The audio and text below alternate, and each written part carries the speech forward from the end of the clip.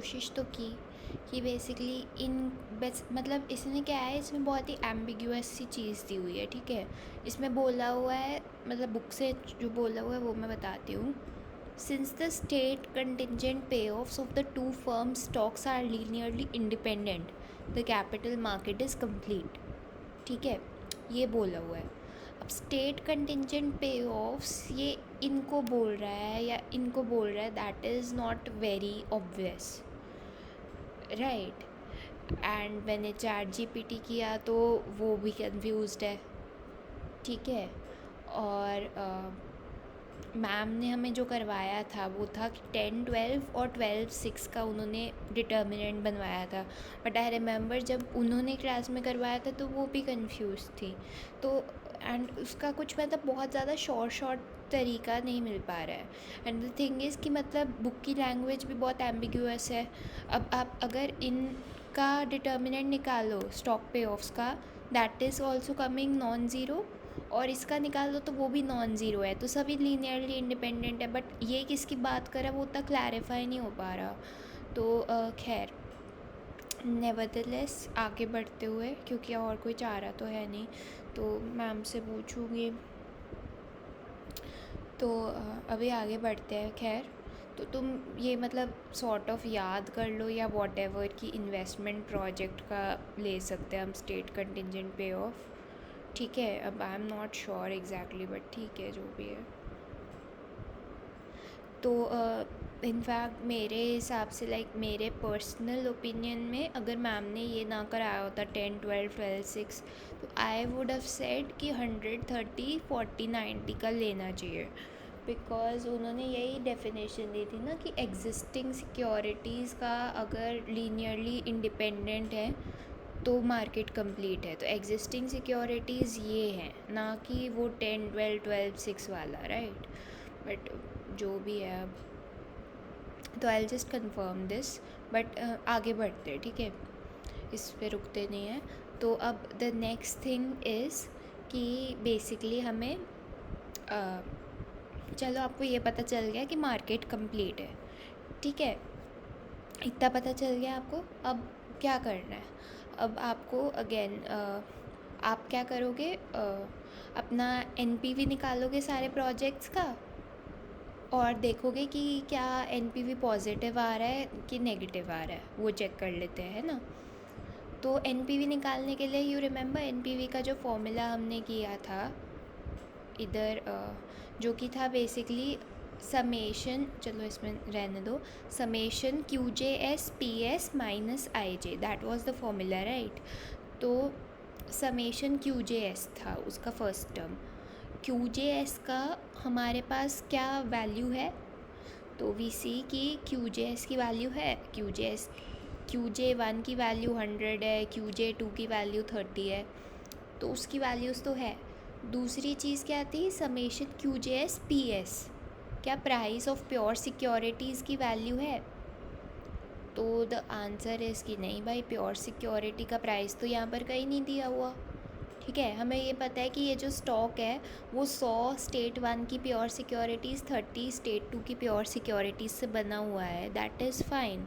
But वो है कहाँ पर बेसिकली, वो प्राइस कहीं नहीं दिख रहा, तो वो निकालना पड़ेगा। एंड वो निकालना फेयरली सिंपल है, हमें पता है क्या करना होता है। हमें पता है कि स्टॉक का प्राइस है 62, ये 100 टाइप 1 की प्योर सिक्योरिटीज़ और 30 टाइप 2 की प्योर सिक्योरिटीज़ का बना है। स्टॉक 2 जो है वो 40 टाइप 1 की प्योर सिक्योरिटीज़ 90 टाइप 2 की प्योर सिक्योरिटीज़ का बना हुआ है।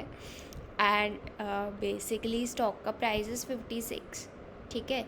तो क्या करेंगे, 100 P1 plus 30 P2 is equal to 62, 40 P1 plus 90 P2 is equal to 56, P1 P2 की वैल्यू आ जाएगी, प्योर सिक्योरिटीज़ की वैल्यू आ गई है, राइट, प्राइस आ गया उनका। और उस प्राइस आ गया फिर तो कुछ है ही नहीं, क्योंकि NPV का फॉर्मूला था summation QJS PS minus IG। अब IG इधर इन्होंने ऑलरेडी बता रखा है, 10 है प्रोजेक्ट फर्म A का और 8 है प्रोजेक्ट जो फर्म B का है उसका, ठीक है। तो जब आप ये पूरा कर लेते हो तो इससे P1 P2 निकल के आ गए है, ठीक है। अब सी NPV इन्होंने निकाल रखा है, एक सेकेंड, ओके। तो इन्होंने जो NPV निकाल रखा है, आई वाज सेइंग कि 100 और ओके, तो इन्होंने NPV अलग निकाल रखा है, जो मुझे समझ में आया था उससे इट्स अ लिटिल डिफरेंट।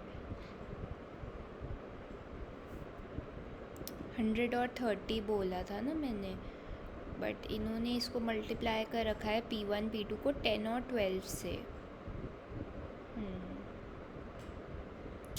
हाँ, तो ठीक बात है, खैर उसमें गलत नहीं है, बिकॉज सी जब हम NPV निकाल रहे हैं प्रोजेक्ट का, तो हम स्टॉक के पे ऑफ्स को कंसिडर करते हुए तो NPV प्रोजेक्ट का नहीं निकाल सकते ना, राइट। मतलब आपको बेसिकली जब आप एक प्रोजेक्ट का NPV निकाल रहे हो, तो वो प्रोजेक्ट फ्यूचर में क्या पे करेगा उसके बेसिस पे आपको निकालना होगा ना। तो उस प्रोजेक्ट के payoffs you have to consider, ना कि आपका स्टॉक अभी कितना पे कर रहा है, that is not something that you would consider उसके लिए, राइट। तो वही लॉजिक है। तो इधर 10 को P1 से मल्टीप्लाई करा रखा है। 10 इज़ ये जो प्रोजेक्ट है, अगर आप इसमें पैसे लगाते हो और स्टेट वन अकर करती है, तो ये आपको 10 रुपीज़ जितना पे ऑफ देगा।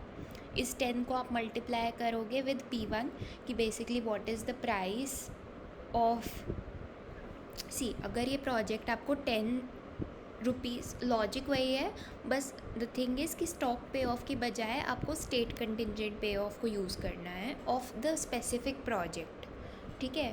बट लॉजिक कम्प्लीटली सेम है। अगर एक प्रोजेक्ट आपको 10 रुपीज़ पे कर रहा है, that means it's composed of 10 pure securities, right. तो 10 प्योर सिक्योरिटीज़ से बना हुआ है, आप उसको मल्टीप्लाई करोगे with the price of every pure security. 12 pure securities of type 2 से ये कंपोज्ड है, and you will multiply that with the price of the pure security of state 2, ठीक है। तो वही लॉजिक है।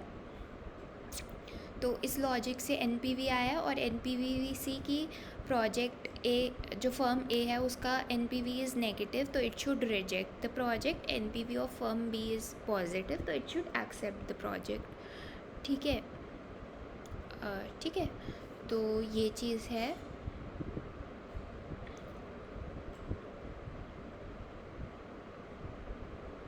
तो इसमें आगे कुछ नहीं है, ठीक है। इसमें मतलब यही एक न्यूमेरिकल था जो कि रेलेवेंट था।